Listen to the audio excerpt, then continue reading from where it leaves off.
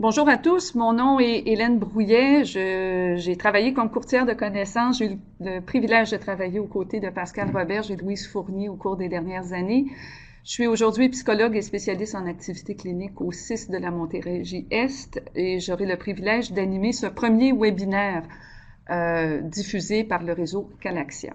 Je tiens à remercier Annie Benoît, agente de recherche à l'Université de Sherbrooke, ainsi que Denise Coubagno-Dakis, coordonnatrice du réseau Calaxia et du réseau de recherche en santé des populations. L'objectif de ce premier webinaire sera, juste un instant, l'objectif de ce premier webinaire sera d'identifier les éléments clés qui a permis à différents milieux de CSSS au Québec qui ont participé au projet Cible Qualité d'instaurer des changements de pratique dans le but d'améliorer la qualité des soins et des services auprès des personnes présentant un trouble anxieux et dépressif. Pour amorcer ces changements, différents facteurs, tant contextuels que des facteurs également liés à l'implantation des changements, ont pu influer sur les choix de stratégie. Et c'est pour cette raison que nous avons invité chargé de projet, Denis Chabot, du CSSS Laval, qui viendra témoigner de l'expérience à Laval. Quelques règles avant de débuter.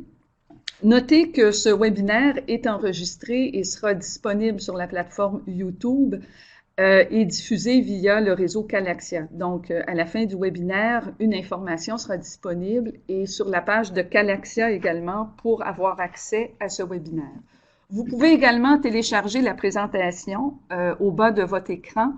Vous avez la possibilité d'avoir accès au PDF de la présente présentation. Nous souhaitons également demander aux participants qui sont regroupés dans différents milieux de nous indiquer dans la fenêtre de dialogue que vous retrouvez à la gauche de votre écran sous les photos des différents présentateurs, de nous indiquer le nombre de participants qui sont joints à vous dans vos milieux. Alors, je vais dès maintenant céder la parole à Madame Pascal Roberge pour présenter le début du webinaire. Madame Roberge, à vous la parole. Merci Hélène et bonjour à tous. Alors, il me fait plaisir de vous parler aujourd'hui du projet Cible Qualité. Le projet Cible Qualité est un programme d'application des connaissances qui vise les troubles mentaux courants, donc anxiété et dépression, en première ligne. Avant de vous présenter un aperçu du programme, j'aimerais d'abord débuter par un bref rappel de la pertinence du projet et de ses orientations. D'abord, pourquoi s'intéresser aux troubles mentaux courants en particulier? Premièrement, les troubles anxieux et dépressifs sont des troubles mentaux les plus fréquents dans la population générale et en première ligne. Par exemple, on pense qu'environ près de 20% des adultes vivent avec un trouble anxieux. Ensemble, l'anxiété et la dépression représentent les 2 tiers des troubles mentaux dans la population. Malgré leur appellation de troubles modérés, les troubles anxieux et dépressifs peuvent entraîner une grande souffrance et avoir des conséquences graves pour les personnes qui en souffrent et leurs proches, avec des effets ressentis sur la vie conjugale et familiale, la situation financière, les réalisations académiques et professionnelles, l'engagement social des personnes. Selon l'OMS, l'Organisation mondiale de la santé, la dépression est la première cause d'incapacité dans le monde et lorsqu'il est question d'anxiété et de dépression, le risque de décès par suicide est aussi un enjeu très important à considérer. Les troubles anxieux et dépressifs ont un risque élevé de concomitance, mais ils sont aussi co-occurrents avec d'autres troubles mentaux comme la dépendance et l'abus de substances. Il existe aussi une relation bien documentée entre les troubles mentaux courants et certaines maladies chroniques comme le diabète, qui risquent d'aggraver à la fois la santé mentale et la santé physique des personnes. Souvent, les troubles anxieux et dépressifs se caractérisent par des rechutes et évoluent fréquemment vers la chronicité. Même si des traitements éprouvés existent depuis plusieurs années, principalement pharmacologiques et psychologiques, on sait que moins d'une personne sur deux accède à un traitement en adéquation avec les guides de pratique clinique, encore aujourd'hui. Donc, cette situation relève un écart important entre les connaissances et les pratiques qui justifie la mise en place de stratégies pour favoriser l'accès à des soins qui répondent bien aux besoins des personnes avec des troubles anxieux et dépressifs.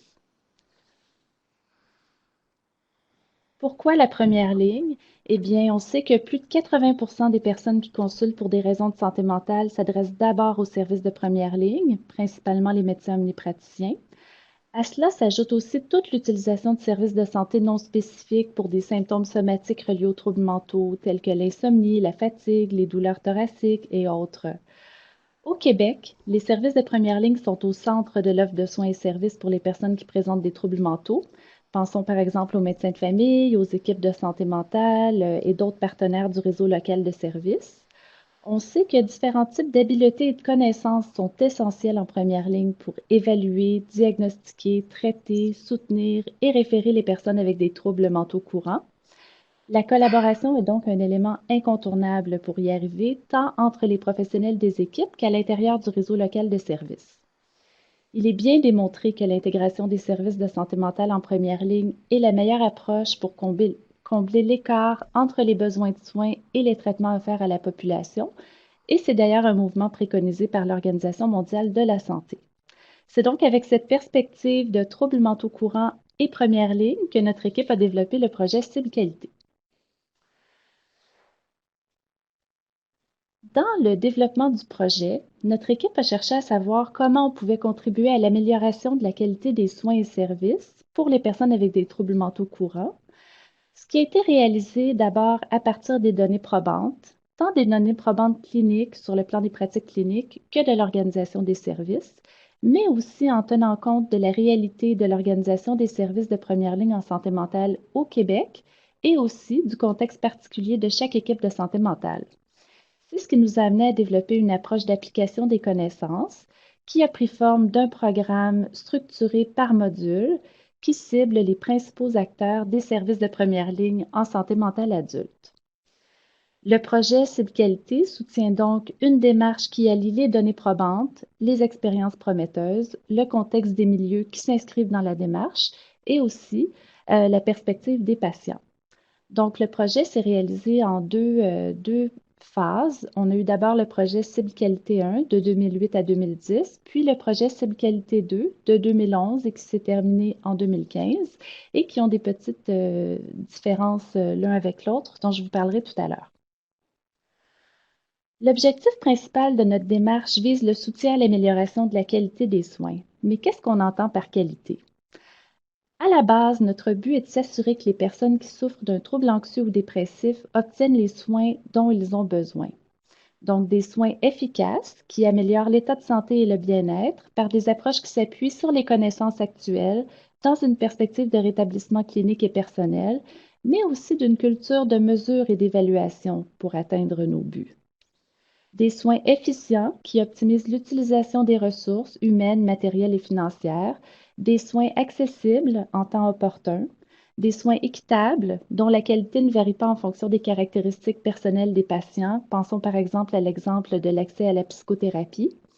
Et j'ajouterai un point important qui ne figure pas à l'écran, des soins centrés sur le patient, donc sont à l'écoute de leurs préférences, besoins et valeurs dans tout ce qui touche la prise de décision clinique qui les concerne. Le début du projet Cible Qualité 1 en 2008 arrivait à un moment opportun. Si on pense notamment à la publication du plan d'action en santé mentale La force des liens de 2005, toute la transformation de l'organisation des services de santé mentale qui était en cours à ce moment, la valorisation croissante d'une culture de qualité au sein des pratiques organisationnelles.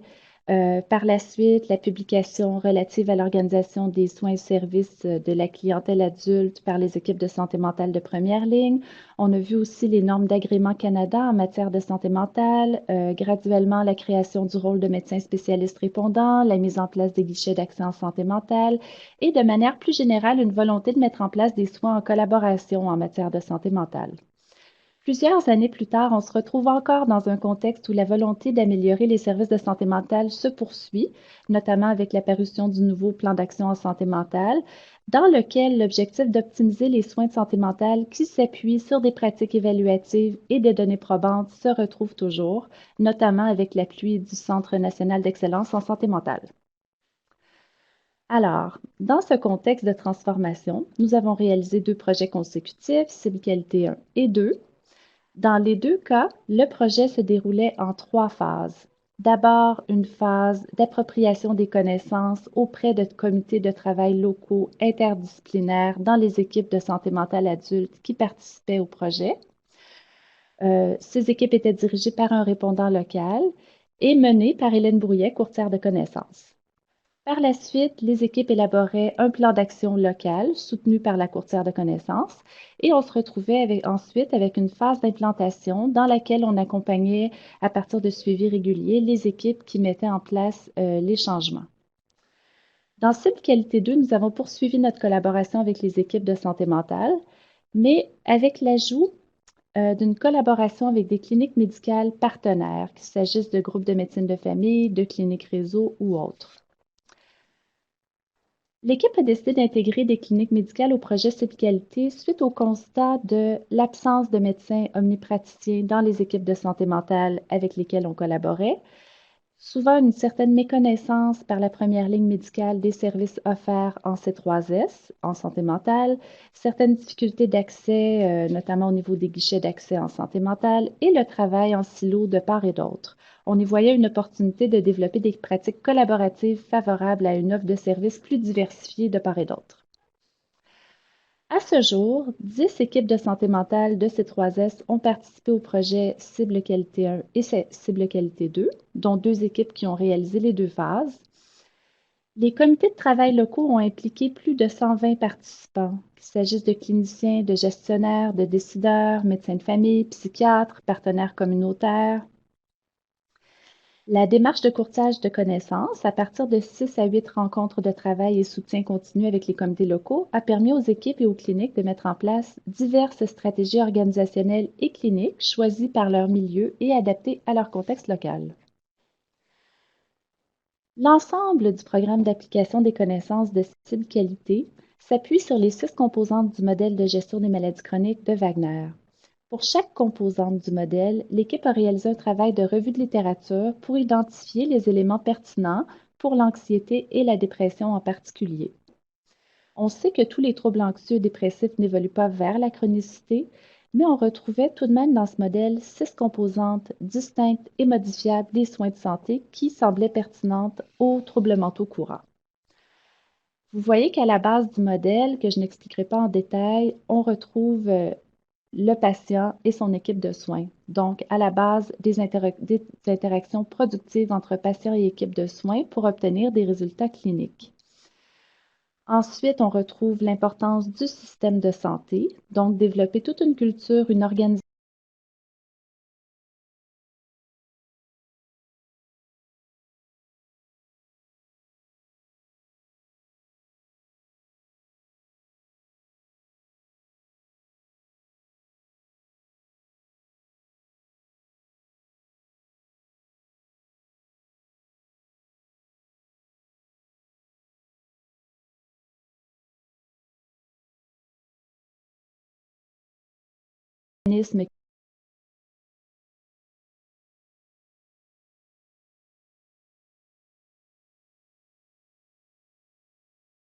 qui mettent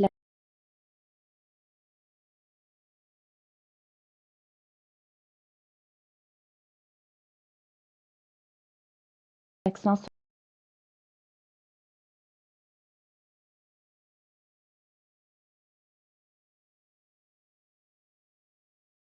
sur la qualité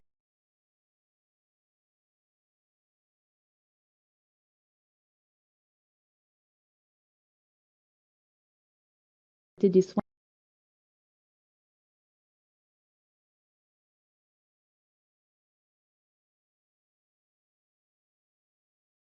auprès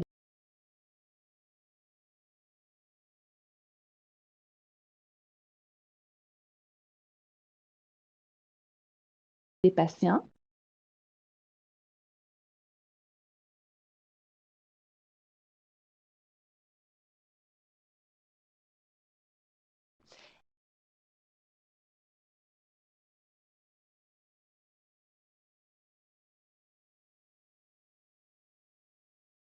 et qui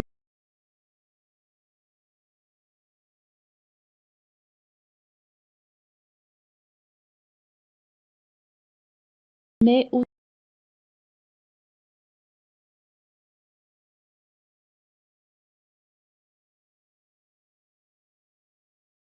aussi en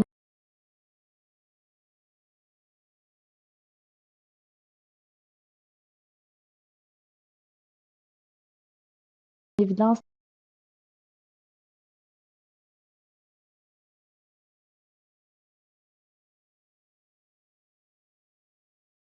l'importance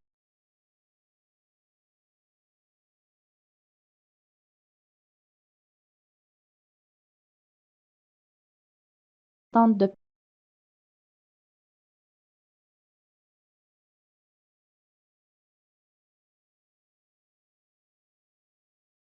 tenir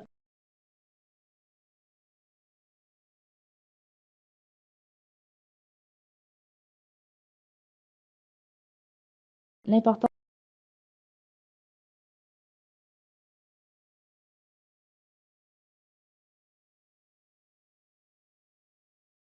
d'obtenir un soutien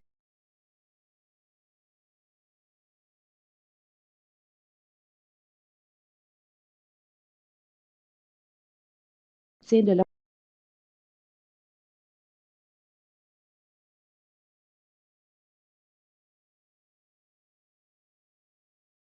l'organisation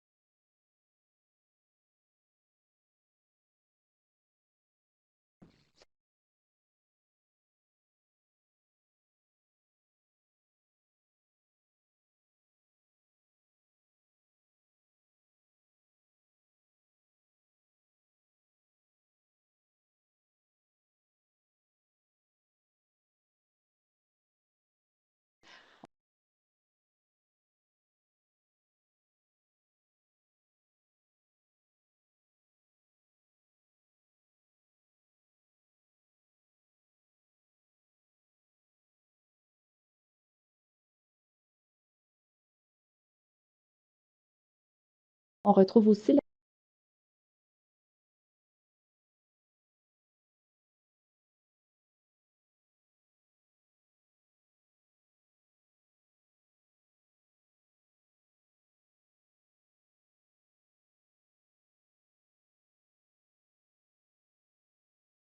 la communauté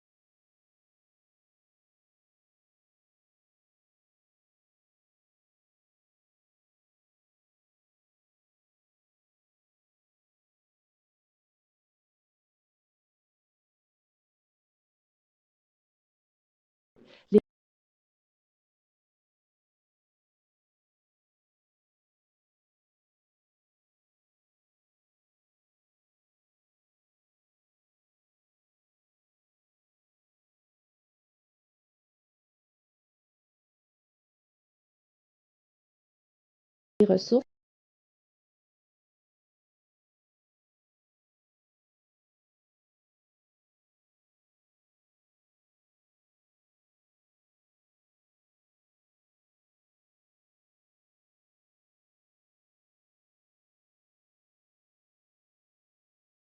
les politiques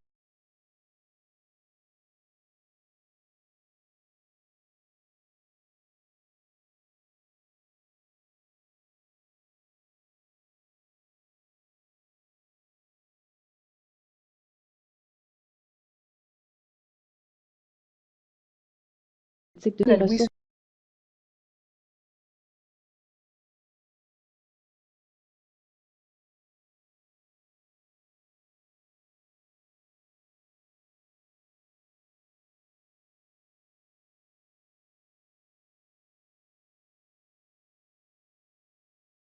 de la Fournier. communauté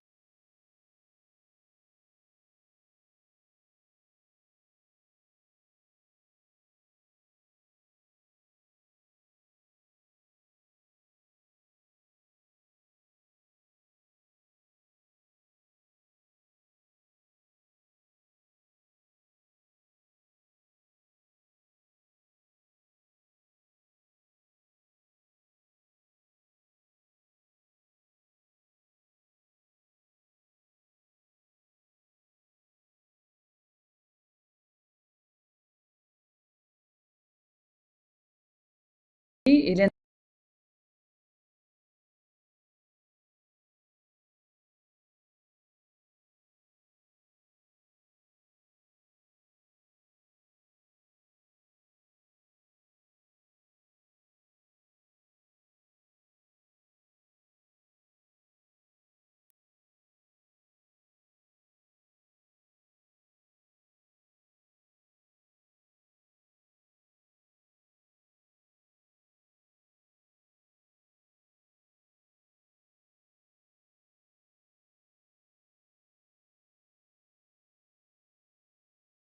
pratiques d'évaluation. Si il n'y a pas de source d'information et de méthodes différentes dans chacun des milieux pour évaluer, déjà, ça rend le travail plus difficile parce que la qualité, ça doit s'apprécier, on doit voir si on s'améliore ou pas. Donc, ça nous prend des mécanismes de rétroaction qu'on peut avoir aussi sur une base régulière. Alors, aussi, je dirais, il y a certains éléments clés là, de votre contexte local qui vont être importants, comme les politiques, les lois, les règlements qui régissent votre action, comment est composé votre réseau local de services, les services que vous offrez en première ligne, vos équipes et vos partenaires. Aussi, bien connaître votre population et les utilisateurs de services. Bon, pour mettre en place maintenant la facilitation, alors on s'attend d'abord à ce qu'il y ait un leader local qui aura comme rôle d'apporter le soutien nécessaire au début et à la tenue du projet et des changements que le programme de formation va nécessiter, de travailler avec les intervenants et les équipes afin de comprendre les facteurs qui peuvent influencer l'utilisation des contenus, d'élaborer des stratégies, d'identifier des cibles d'amélioration des pratiques cliniques et organisationnelles, de guider la démarche en incitant à réfléchir de façon critique et en évaluant l'atteinte des buts, d'aider les intervenants et les équipes à analyser leur façon actuelle de travailler et de collaborer à l'élaboration de nouvelles façons de faire en s'inspirant du programme de formation. OK. En fait, c'est toute la question de planifier une démarche de planification. Ça fait bizarre à dire, mais quand on veut rentrer dans un processus pour améliorer la qualité des soins, je pense qu'il faut bien planifier un certain nombre de trucs de départ et avoir des conditions gagnantes pour que ça puisse se passer. Bon, alors ici, ce qu'on dit, c'est qu'il pourrait y avoir également un chargé de projet. Le chargé de projet pourrait être la même personne que le leader local, mais ça peut être une personne différente aussi. Dans ce cas, le chargé de projet pourrait être bien au fait, devrait être bien au fait des contenus du programme de formation, animer les rencontres de travail avec les intervenants qui suivent le programme de formation, assurer un suivi entre les rencontres afin de soutenir la planification, l'implantation et l'évaluation des changements, tenir compte des facteurs contextuels qui peuvent entraver ou soutenir la démarche entreprise et s'inspirer des modèles d'application des connaissances ou d'amélioration de la qualité des soins pour soutenir la démarche dans son milieu. Donc, c'est une personne qui est bien informée et qui peut jouer un rôle de porteur de dossier dans cette démarche. Bon, certaines barrières et facilitant à l'implantation, certaines sont liées aux caractéristiques individuelles. Le temps est un élément très important, il faut avoir le temps de faire ça. La motivation aussi est importante et la volonté de mettre les pratiques à jour. Ensuite, je pense que le respect de l'autonomie professionnelle est un élément aussi qui est important parce qu'on aura affaire à travailler avec des médecins, avec des psychologues, avec toutes sortes de gens. Donc, c'est important qu'on respecte l'autonomie professionnelle. La formation et les compétences nécessaires pour porter le projet. Donc, c'est un peu ce qu'on demandait tantôt comme on disait un peu comme caractéristique des personnes qui devaient mener le projet. Bon, c'est important qu'ils puissent avoir la formation et les compétences nécessaires. Les attitudes aussi, le soutien de l'organisation et des autres acteurs concernés, très important. Nous, dans le projet Cible Qualité, on demandait toujours à ce que la direction de l'établissement se prononce clairement en faveur du projet. Donc, ça, c'est quelque chose d'important parce qu'on ne peut pas travailler à contre-courant. Le temps et les outils nécessaires pour implanter le projet, donc et puis les ressources suffisantes pour implanter le projet. Bon, planifier et organiser le processus de changement, donc les exigences minimales, donc une équipe motivée, possédant les compétences pertinentes, un contexte ouvert au changement, il peut ne pas l'être au départ, mais il faut l'amener graduellement, je pense, à s'ouvrir au changement. Et nous, on a vécu différentes expériences dans ce sens-là et effectivement, on a vu des milieux qui changeaient, qui s'ouvraient au changement, commençaient à voir que c'était plutôt favorable pour eux. Donc, l'engagement du groupe cible dans la planification, l'engagement actif des dirigeants et des acteurs clés, la planification et la gestion de temps efficace, les ressources et le soutien adéquat. Donc, je dirais, cette espèce de démarche, comme je disais tantôt, c'est comme un peu un processus de planification. Donc, et les étapes habituelles d'un processus de planification, c'est d'abord d'évaluer les besoins. Donc, c'est un peu le milieu, de quoi le milieu a besoin, qu'est-ce qu'on veut changer.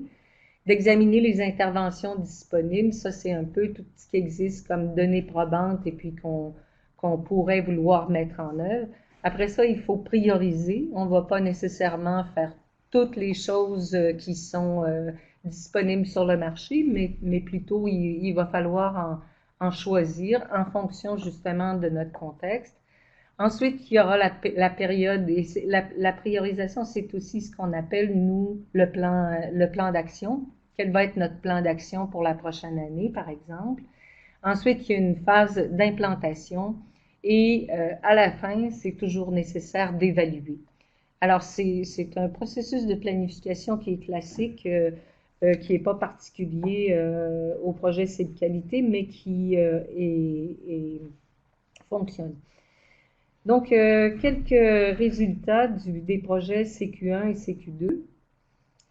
Donc, principale retombée observation, le programme a permis de soutenir les différents milieux à atteindre les différentes cibles énoncées par le ministère dans l'organisation de leurs soins et services, de baliser l'offre de soins et services en tenant compte des éléments clés du modèle de soins par étapes, donc évaluation systématique, orientation vers les niveaux de soins requis, prise en compte de la sévérité des symptômes et des besoins. Ça a permis de mettre en place des stratégies de collaboration entre les médecins omnipraticiens et les services de première ligne en CSSS. Ça a permis de bonifier le rôle du guichet d'accès, donc qui doit être plus qu'un lieu de référence et d'évaluation. Ça a permis de mettre en place la fonction de gestionnaire de cas, de développer des interventions psychologiques et psychosociales de faible intensité de soutien à l'autogestion. Bon, ça, c'est pas dans chaque CSSS, mais c'est des choses qu'on a observées dans un certain nombre de CSSS qu'ils ont pu faire. Alors, le modèle de gestion des maladies chroniques que vous a brièvement présenté Pascal tantôt, ça offre une vision systématique de l'intervention. Ça permet aussi d'avoir une responsabilité partagée et une reconnaissance de l'alliance thérapeutique. Et ça a été très bien perçu dans le projet. Les gens ont beaucoup apprécié ce modèle global là, qui guidait leur action. Pardon. Bon, alors, aussi, dans les choses qu'on a notées, c'est que ça nécessite du temps pour s'approprier les pratiques fondées sur les données probantes qu'on proposait. Alors, il ne faut pas penser que les changements, ça se fait en 5 minutes, ça se fait sur des années. Ça nécessite un investissement soutenu des organisations, tant au niveau administratif que clinique. Et ce qui est visé, c'est les changements de pratiques en lien avec le modèle proposé pour rehausser les pratiques et pour enrichir l'offre de services. Donc, à l'issue de cette démarche-là, les participants au projet CQ1 et CQ2 ont noté, principalement, je dirais, un meilleur accès aux services. Et ça, c'était assez frappant parce qu'il y a eu beaucoup de témoignages dans le sens que ça leur avait permis de diminuer leur liste d'attente. Alors ça, c'est vraiment une question d'accessibilité et c'est entre autres avec le modèle de soins en étapes, je pense qu'on y arrivait, entre autres. Ça a permis aussi de meilleures collaborations avec les différents partenaires et aussi, je pense que les gens ont beaucoup apprécié la mise à jour de connaissances là, pour l'ensemble de l'équipe. Donc ça, on vous fait ça rapidement, mais il y a eu d'autres constats également. Bon, donc on est dans une série de webinaires, c'est le premier. Ces webinaires ont été développés en tenant compte des données probantes et des expériences prometteuses disponibles sur les pratiques cliniques et les stratégies organisationnelles pour soutenir l'amélioration de la qualité des soins pour les personnes souffrant de troubles dépressifs ou anxieux. C'est fondé aussi sur l'apport des différents milieux rencontrés au cours des 6 années de CQ1 et CQ2, de l'expertise d'acteurs de divers milieux, cliniques, de recherche, gestion, qui ont contribué à bonifier et structurer notre programme, du regard critique que les participants ont eu face à ces deux projets. Alors, le premier, c'est aujourd'hui. Donc, aujourd'hui, c'est un peu une ouverture générale sur ce projet. Le prochain sera sur le soutien à la décision clinique, qui sera le 21 mars. Le 15 avril, on vous en offrira un sur le soutien à l'autogestion et les interventions de faible intensité.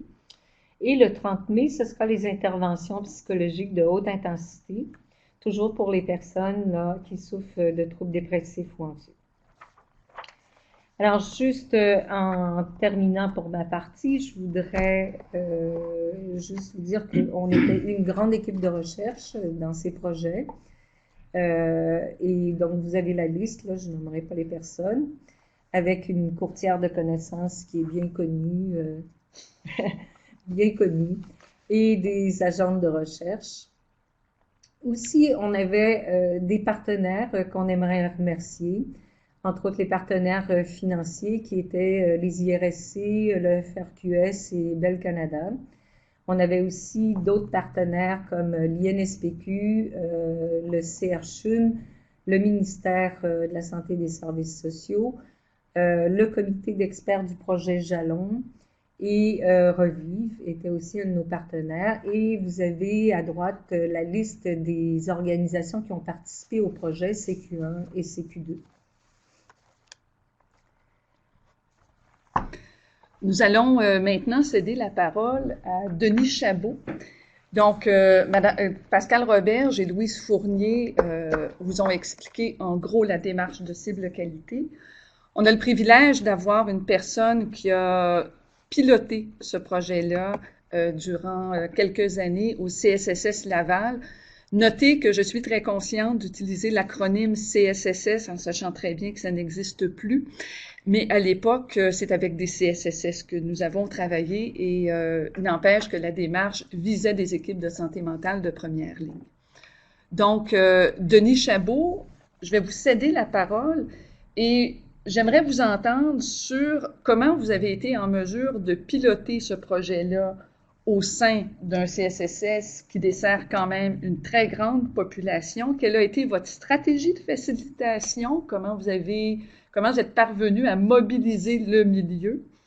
Quels ont été les principaux changements également que vous avez été en mesure d'amorcer dans votre milieu? Vous avez certainement rencontré des défis et vous avez sûrement des conseils à donner à notre auditoire qui pourrait être intéressé de s'inspirer du modèle de cible qualité pour amorcer des changements. Alors, à vous la parole, Denis. Je vous laisse également vous présenter en détail. Bonjour, je suis agent de planification et de recherche dans une équipe qui, à l'époque, s'appelait la Direction de la planification de l'amélioration de qualité. Mais pour faire une histoire courte, c'est qu'une des choses que, quand on a adhéré au projet, parce qu'on n'était pas nécessairement dans un contexte organisationnel favorable à l'époque, on était un des derniers à démarrer. Si on regarde, on a profité d'une implantation d'un nouveau point de service qui s'appelle le Sistois pour faire en sorte de combiner à la fois parce que l'équipe du guichet est installée là, c'était une opportunité pour nous d'ajuster à la fois le fonctionnement du guichet d'excellence santé mentale, qui à Laval a une particularité et cible spécifiquement les médecins. Parce que l'AOR est assurée par les services généraux, on a ciblé les médecins au niveau du guichet d'excellence santé mentale. Alors, ça constitue un contexte favorable pour bien expérimenter les stratégies qu'on a parlé, là, de bien mieux travailler avec les médecins, etc., etc. Puis, un autre facteur qui a été très facilitant, puis ça, j'ai trouvé ça très important dans l'ensemble du projet, c'est que la directrice médicale de la Direction santé mentale adulte a participé à l'ensemble des formations offertes par Hélène. Et puis, ça a été très aidant parce que ça a été porteuse de ce changement-là aussi au niveau des psychiatres. Alors ça a été un facteur très favorable. Aussi, le fait qu'on a impliqué des médecins de la communauté. On avait 2 GMF qui ont été associés, 2 GMF du secteur, qui ont participé activement aussi aux formations. Et puis, par la suite, on va y revenir, on a fait un colloque qui ont été des acteurs importants là, pour organiser ça. Et puis, pour préparer la généralisation du modèle, vu qu'on était un projet pilote, à la fin du projet, il y a eu la mise en place d'un comité d'amélioration des pratiques pour la qualité des soins qui a été mis en place pour essayer de travailler à la généralisation du modèle. Puis, finalement, c'est assurer un soutien continu de la gestion. Ça, c'est un fait important parce qu'il faut mentionner que la chef d'équipe des services en santé mentale a participé comme intervenante au début du projet et en cours de processus, ça n'a pas été un long fleuve tranquille, est devenue chef d'équipe des services en santé mentale de première ligne. Ce qui fait qu'elle avait une adhésion pleine et complète sur l'objectif du projet. Si vous me permettez, Denis, je peux peut-être témoigner, parce que j'ai accompagné votre milieu, et un message qui était donné, ça a été de prendre le temps de bien réfléchir à la stratégie de facilitation dans votre milieu. D'une part, de ne pas commencer à grande échelle, mais de cibler une équipe parmi les différents sites, qui a été une clé, et surtout d'identifier les bonnes personnes qui participaient à l'ensemble des rencontres et s'adjoindre les médecins. Et le souvenir que j'en porte, c'est d'avoir pris le temps de réfléchir avant de débuter, d'avoir les bonnes personnes qui seraient en mesure de porter la démarche au long cours pour éviter justement des ruptures dans des cas où il y a des départs de personnes clés. Oui, tout à fait. D'accord. Parce qu'on l'a géré comme une équipe projet. Il y avait un volet clinique puis un volet suivre le processus. À l'issue des rencontres, alors on vous accompagne, l'équipe de recherche vous accompagne, le programme d'application des connaissances est diffusé, les gens y participent. Ça amène des changements dans votre milieu, des changements que vous avez choisis vous-même. Quels ont été les principaux changements? C'est qu'on avait choisi, dans le contexte de l'expérimentation du projet Cible Qualité 2, de travailler aussi à redéfinir notre offre de services, des services de première ligne, qui ont été construits sur le modèle des soins par étapes et qui induisaient le changement qu'on voulait apporter pour généraliser le modèle. Alors, pour écrire ce modèle-là des services de première ligne, l'offre de services, l'ensemble des intervenants des équipes ont été associés, ce qui fait que ça a été un projet qui a été, il y a une forme d'adhésion au moins pour le comité de travail pour les orientations de première ligne. Et les orientations de première ligne ont été diffusées en cours de processus. On n'avait pas tout à fait fini le projet Cible Qualité 2, mais ça annonçait le changement à venir pour généraliser le modèle d'intervention. Puis, une autre chose qui a été importante dans ce qui a été fait, c'est que le guichet d'accès en cours de processus, il a été modifié. En finale, ça va démarrer le modèle final. Le guichet d'accès a été élargi de telle façon d'intégrer, avant c'était seulement des infirmières, là ça intègre aussi des intervenants sociaux. Le but de ça, c'est de créer un lien le plus rapide pour profiter de l'opportunité au changement. Là-dessus, on s'est basé de l'expérience de Verdun aussi, qui avait beaucoup développé ça, pour de faire en sorte que la personne, on ne la met pas sur une liste d'attente, mais on la met en mouvement pour de telle façon qu'il y a un changement qui s'amorce, puis qu'il y a un contact aussi plus... on parle d'intervenants identifiés, là. On a modifié, parce que quand on a préparé ce changement-là, on a voulu implanter un guide qu'on appelait intervenant pivot. Maintenant, ça s'appelle intervenant pour désigner, mais ça, c'est parce que dans le fond, quand on parle d'un changement comme ça, la notion de gestionnaire de cas, c'est plus familier pour les infirmières, mais pour les TS, ça porte moins de conséquences. Puis quand on parlait d'intervenant pivot, les gens qui sont en CLC savent peut-être, quand on est intervenant pivot, des fois, ça a fait des conflits avec d'autres programmes parce qu'on se faisait demander de mettre des pansements, des choses comme ça. Alors, c'était pas... il a fallu adapter le vocabulaire pour que le changement se généralise. Alors ça a été important. Puis aussi, cette façon de faire-là qui est en train de s'implanter, l'équipe élargie, ça permet aussi de réaliser des interventions face à face, avoir un contact plus personnalisé auprès de la personne, et puis qu'il y a un lien qui se crée. Puis souvent, la personne qui est au guichet va devenir l'intervenant désigné. Si c'est pas possible à cause de sa charge de cas, il y a quelqu'un d'autre qui va se présenter. Mais en faisant ça, il dégage une plage horaire de 3 heures des intervenants désignés au guichet d'accès pour recevoir des personnes et les rencontrer. D'accord. Alors, aussi, un des éléments importants qui a peut-être pris plus de temps, c'est de diversifier l'offre de groupe. Parce que ça, c'est fondamental si on veut répondre à un changement de pratique comme ça. Il faut diversifier l'offre de groupe. Un des premiers qui avait été mis en place, c'était un groupe qui s'appelle Trait d'Union. C'est un groupe qui présentait l'ensemble des services, une rencontre informelle, pour permettre on voulait mieux gérer nos listes d'attente à l'époque, pour permettre aux gens de déjà se mettre en mouvement.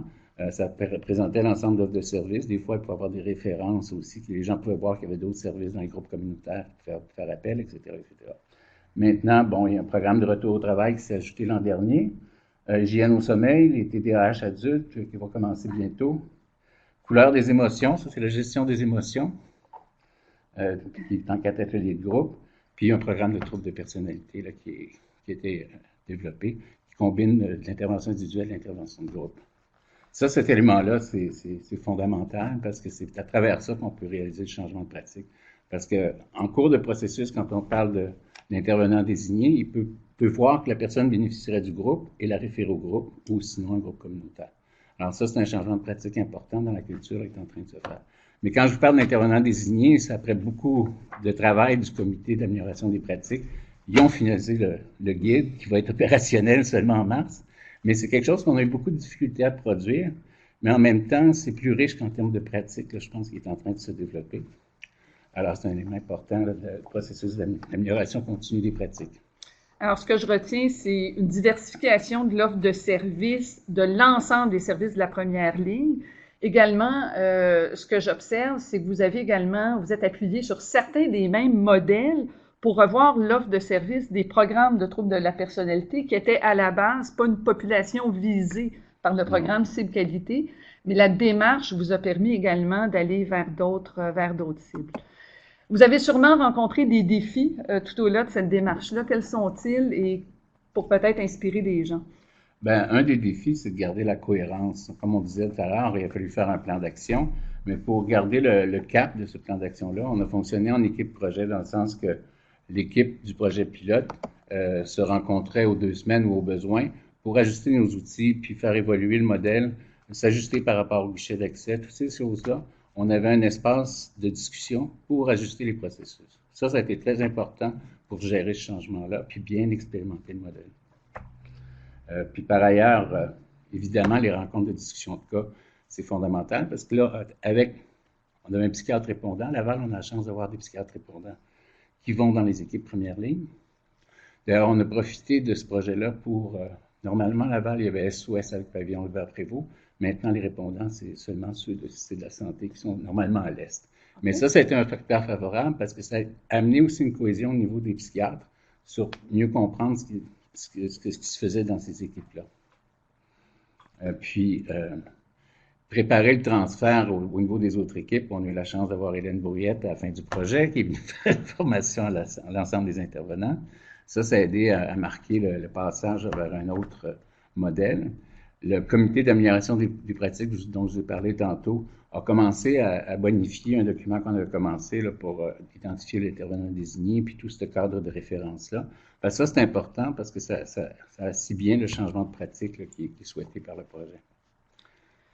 Pour assurer la pérennité des changements, parce que vous nommez beaucoup les défis rencontrés en cours de projet, Et aujourd'hui, si on voit qu'est-ce que ça prend pour maintenir cette culture-là Je vivante? pense qu'un des enjeux importants, puis on essaye à travers du rôle d'intervenant désigné, de resserrer la collaboration entre la première ligne et la deuxième ligne. Parce que souvent, les problèmes qui étaient rencontrés au niveau clinique, c'était d'avoir une accessibilité plus rapide pour une bonification du diagnostic, des choses comme ça de la psychiatrie.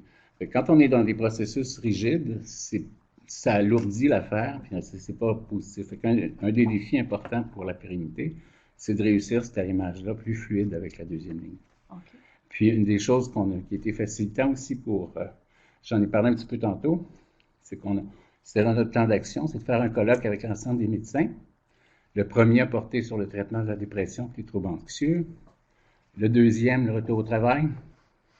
Et puis celui de cette année, c'était l'intervention auprès des 12-24. D'accord. Mais ça a été facilitant parce que ça favorise l'adhésion des médecins. Puis en ce sens-là, les médecins qui étaient associés au projet nous ont aidés à construire cette instance-là à l'intention des médecins. Donc, en fait, votre groupe de facilitation interne est demeuré impliqué dans des projets qui sont nés, en fait, de cette démarche-là. Oui, bien, dans le comité, les intervenants étaient impliqués dans le comité d'amélioration des pratiques. Alors, ça a été très facilitant d'avoir des agents multiplicateurs convaincus et convaincants. Les messages clés à transmettre à des milieux qui souhaiteraient utiliser l'expérience de cible qualité, parce qu'il faut bien comprendre, ici je m'adresse, le projet de Laval a été accompagné par une équipe de recherche, par une facilitation externe jouée par le rôle d'une courtière de connaissances. Cette fois-ci, à travers nos webinaires, nous allons rendre disponibles certains contenus, transmettre des informations sur les thèmes qui ont été abordés. Par la suite, il appartiendra au milieu de dire qu'est-ce que l'on fait avec ça. Quels sont les messages clés que vous transmetteriez? Bien, le message clé, c'est la formation, c'est incontournable. Puis qu'il y ait une appropriation du contenu, c'est inévitable, c'est un élément clé. Puis nous, on s'est donné des outils, des orientations qui supportent le changement. Je parlais tantôt du cadre de référence santé mentale adulte première ligne. Et là, le nouveau cadre de référence qui va être opérationnel à partir de mars, là, sur l'intervenant désigné, ça balise la pratique puis les étapes. La notion de soins par étape a été un peu bonifiée pour impliquer à partir des médecins jusqu'au service aigu. Il y a 5 étapes, là, mais pour faire une histoire courte. Parce que quand on a fait les orientations santé mentale adulte première ligne, on avait pris une douzaine de problématiques. On avait dépassé les troubles anxieux, la dépression, pour voir dans toutes ces problématiques-là, c'est quoi le rôle des services généraux? C'est quoi le rôle de la première ligne? C'est quoi le rôle des services spécialisés? On l'avait éclaté. Fait que pour que ce soit une vraie culture, l'intégrer des soins par étapes. Puis, le dernier que je veux parler, pour conclure, ça, c'est un outil important. L'outil de soutien de l'autogestion, c'est un projet qui n'est pas encore disponible. C'est un projet de recherche de Jeanne Houle, de l'UQAM. Mais ça, c'est un outil indispensable parce qu'on avait des outils, un de la Colombie-Britannique, puis tout ça. Puis là, c'est un outil très adapté à notre environnement qui soutient la personne dans sa démarche d'auto-soin. Puis ça, je pense que ça va être quelque chose qui va être très aidant pour tout le monde d'avoir cet outil-là. En fait, ce que j'entends dans ce dernier commentaire-là, c'est pas de perdre de vue l'implication du patient dans son rôle actif de sa démarche qui va vers le rétablissement. Alors, c'est beaucoup de contenu en peu de temps. Merci beaucoup, Denis. C'est très clair comme présentation. Peut-être que je vous inviterai à réagir à tous les participants via votre fenêtre de conversation. Il y a des questions qui vont être posées.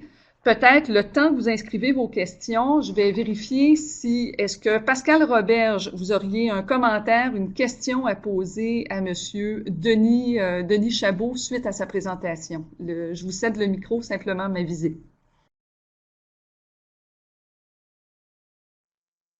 Merci beaucoup, Monsieur Chabot, d'avoir partagé votre expérience. En fait, je pense que on a une question de la part de l'auditoire qui a participé au webinaire.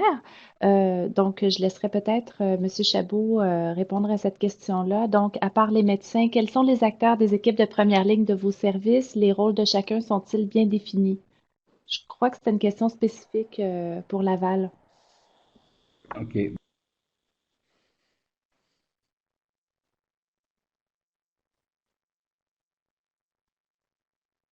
Un instant, je vais devoir vous demander de reprendre, Monsieur Chabot. Malheureusement, le micro n'était pas ouvert. Alors, la question, c'était, outre les médecins, quels étaient les autres acteurs des équipes de première ligne dans vos services? ça nous a amené à redéfinir un peu les rôles, mais aussi le travail d'équipe au sein de l'équipe, parce qu'on a favorisé, je disais qu'on a favorisé des évaluations en face à face. Souvent, pour les cas complexes, c'était des évaluations en tandem, pour que chacun comprenne mieux son rôle, pour qu'il y ait un meilleur travail d'équipe. Ça fait partie des choses qui ont été aidantes. Puis en même temps, ça nous a obligé à spécifier que les psychologues ont un rôle de soutien qui vient plus haut dans la logique de soins par étapes, qui faisait pas. Fait que dans le fond, quand je parle de la nouvelle orientation au niveau du guichet d'accès, puis au niveau des intervenants désignés, les psychologues et les ergothérapeutes ne font pas ce rôle-là parce qu'ils ont un rôle spécifique dans une logique de soins par étapes. Alors, c'est sûr, ça nous a obligé à clarifier les rôles, mais peut-être mettre plus de fluidité aussi, je dirais, entre les intervenants sociaux et les infirmières. Donc, moins de frontières entre les rôles. Et ça, oui. C'est un des souvenirs que j'ai. On a une seconde question de la part de Martin Lewis. Comment verriez-vous cette approche pour les petites organisations? Alors, Monsieur Lewis, moi, je vais me permettre de répondre à la question. J'ai accompagné plusieurs des milieux. Et si la question s'avère être comment accompagner des milieux dans des stratégies de changement, il faut comprendre que nous avons eu une diversité de milieux. Laval était un très gros milieu dans le projet Cible Qualité. Mais dans le premier, sachez que nous sommes allés à Coudjouac et sachez également que nous sommes allés à Baie-des-Chaleurs, donc des petits milieux, où, entre autres, il n'y avait pas de hiérarchisation entre l'équipe de santé mentale de première ligne et les services généraux. Dans les petits milieux, ces services-là sont fusionnés et la démarche est demeurée possible. Et je crois que les deux cadres structurants qui ont été présentés par Pascal Roberge et dont Denis témoigne, soit le modèle de gestion des maladies chroniques et le modèle de soins par étapes, peuvent très bien aider à structurer une offre de services dans des milieux où il y a à la fois une population plus diversifiée, mais également des plus petites équipes. Alors, je ne sais pas, j'espère répondre à votre question, Monsieur Lewis. Vous mentionnez que vous êtes à la Baie James en dispensaire. Alors, pour répondre à votre question, donc, Coudjouac ont été en mesure vraiment de faire des changements au niveau d'arrimage et donc c'était possible.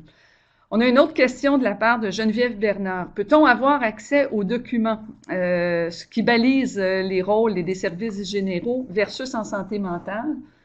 Je me permets également de répondre à cette question-là comme courtière de connaissances.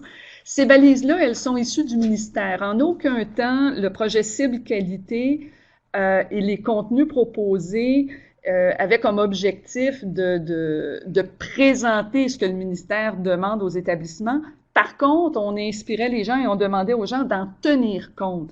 Donc, l'ensemble de ces documents-là et des balises sont habituellement disponibles aisément sur le site du ministère, mais je sais qu'également, nous avons rendu disponibles ces documents-là sur le site de Calaxia au niveau du projet de recherche Cible Qualité 1 et 2. Donc, ça peut être disponible.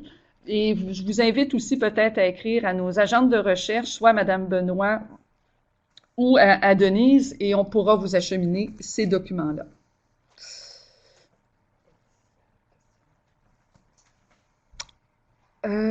OK, Madame Réaume, c'était la même question. Madame Royer, pourriez-vous nous parler davantage de la collaboration entre les omnipraticiens et les intervenants de CSSS? Denis, je pense que je vais te céder la parole parce qu'on a eu un très bel exemple avec Laval de décloisonnement, en fait, et de mise en commun peut-être de deux solitudes. Bien, ce qui m'avait frappé au moment de la formation, c'est comment les médecins disaient qu'ils étaient isolés dans leur pratique.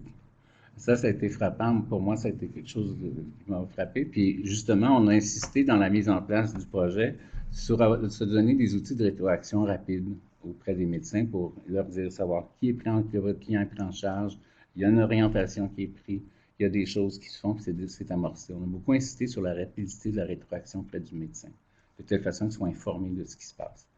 Parce que souvent, il y a à revoir le client en cours de route du traitement, puis il est au courant de ce qui se passe. Il y en a des fois qui en profitent pour jouer sur des flous, mais là, c'est clair que le médecin est au courant de ce qui est amorcé au niveau de l'équipe.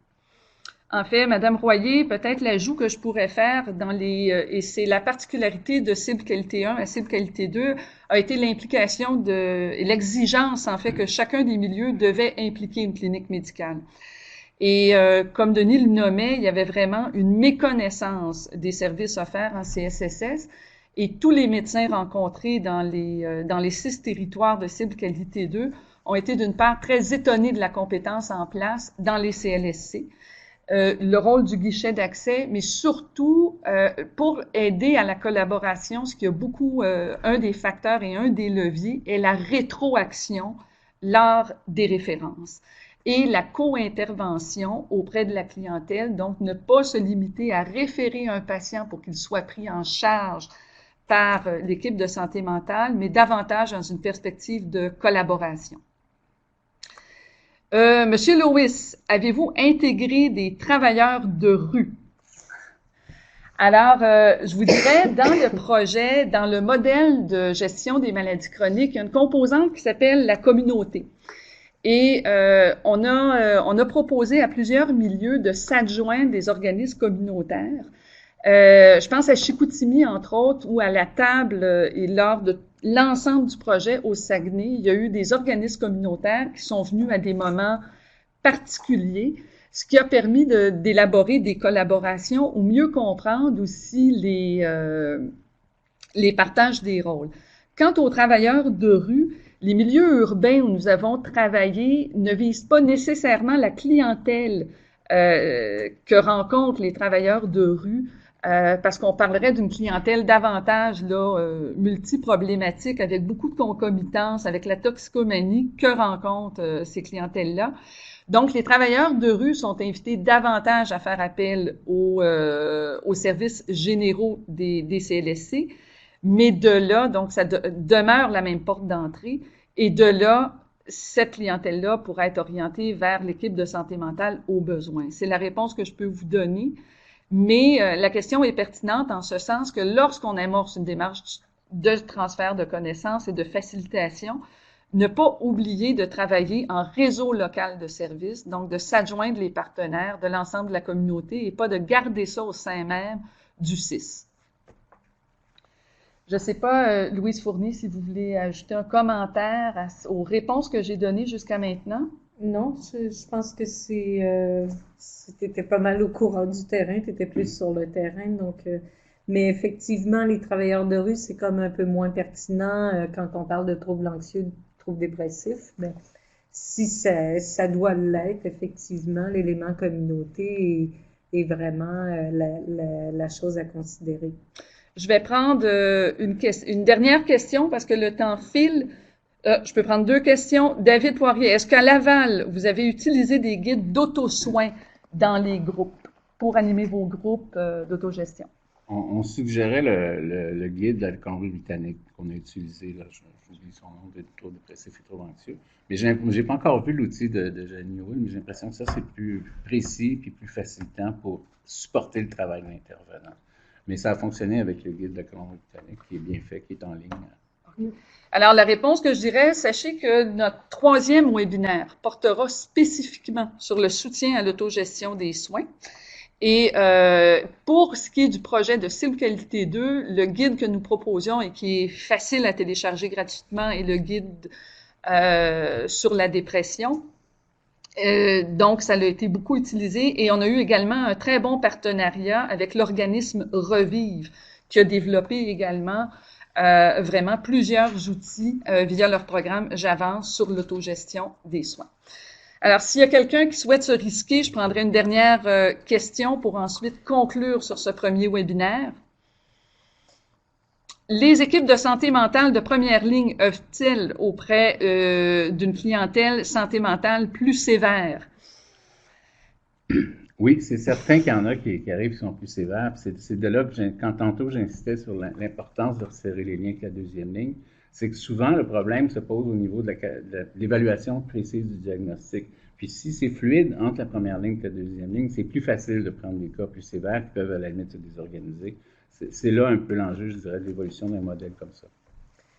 Je dirais aussi que c'était très variable d'un CSSS à l'autre. Je pense qu'il y en a qui étaient plus orientés vers les troubles mentaux graves et d'autres qui étaient orientés vers les troubles mentaux courants comme l'anxiété, la dépression.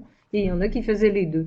Alors, c'est très variable d'une équipe de première ligne à l'autre. Parce que nous, on prenait l'ensemble des troubles de santé mentale. Et le dernier commentaire que je peux ajouter, Madame Réaume, est le fait que ce qu'on a observé au départ, quand on débutait le projet dans certains de nos milieux, certains des gens nous disaient, mais ce n'est pas la clientèle que nous recevons, les gens qui ont les troubles dépressifs et les troubles anxieux. Et lorsqu'on s'est adjoint les médecins dans le deuxième projet, ce qu'on s'est aperçu, c'est que la clientèle qui a des troubles de l'humeur n'était peut-être pas suffisamment référée auprès des équipes de santé mentale qui ont également le mandat d'offrir soins et services à cette clientèle. Donc, c'est quelque chose qu'on a observé. Et il est certain, je suis certaine que l'ensemble de l'auditoire qui travaille actuellement en CIS, oui, nous avons beaucoup dans nos équipes de santé mentale une population qui a des troubles de personnalité, ça fait partie.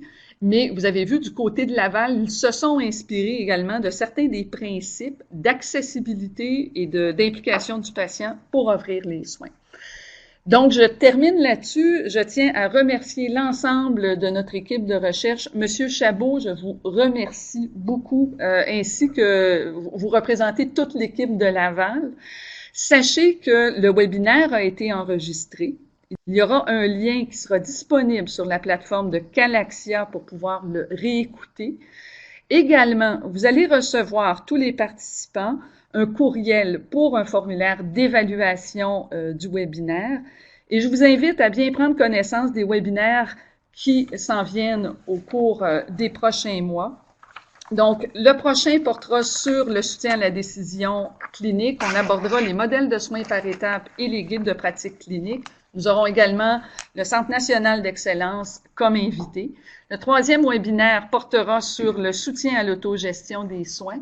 Madame Jeannie Houle sera la conférencière principale. Revive sera invitée à ce webinaire. Nous aurons également un webinaire qui portera sur les interventions de haute intensité psychologique, auquel Martin Provencher, qui a également été un partenaire important auprès de notre équipe, participera. Je vous remercie. La fenêtre de dialogue va demeurer ouverte pendant encore 5 minutes. Vous pouvez continuer d'écrire vos questions et on en prendra bonne note lors de la production d'un résumé. Merci à tous.